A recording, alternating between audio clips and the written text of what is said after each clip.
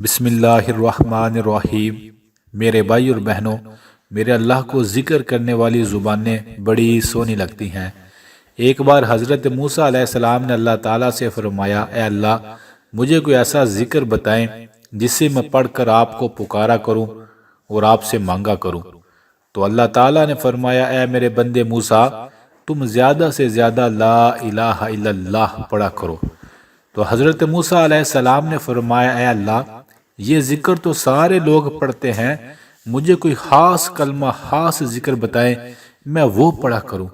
تو اللہ تعالیٰ نے فرمایا، اے میرے بندے موسیٰ، اگر ایک ترازو کے پلڑے میں ساتوں زمینوں ساتوں آسمانوں کو رکھ دیا جائے اور موسیٰ دوسرے ترازو میں لا الہ الا اللہ کو رکھ دیا جائے تو موسیٰ لا الہ الا اللہ والا ترازو باری ہو جائے گا، وزنی ہو جائے گا۔ اللہ اکبر، اللہ اکبر۔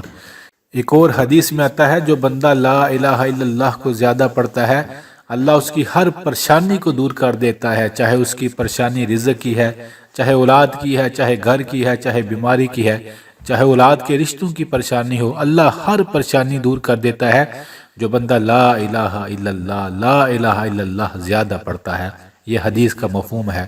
میرے بھائی اور بہنوں، آج پکی نیت کر لیں، آپ اللہ کے خاص بندوں میں شامل ہونا چاہتے ہیں تو جب بھی فارغ ہوں لا الہ الا اللہ کا ورد کر کے اللہ کو پکاریں، اللہ سے دعائیں مانگیں، اس کلمے کو پڑھتے رہیں، اللہ تعالیٰ آپ کی ہر مشکل اور ہر پریشانی کو دور کر دے گا۔ آج پکا ارادہ کریں، زندگی کے بڑے سال ویسے ہی گزر گئے، آئندہ جتنے بھی دن زندگی کے باقی بچے ہیں ہر روز لا الہ الا اللہ کو زیادہ پڑھیں گے، تاکہ جب قیامت کے دن ہمارا نامہ اعمال کھلے تو بتایا جائے یہ بندہ دنیا میں ہزاروں بار پڑھتا تھا لا الہ الا اللہ۔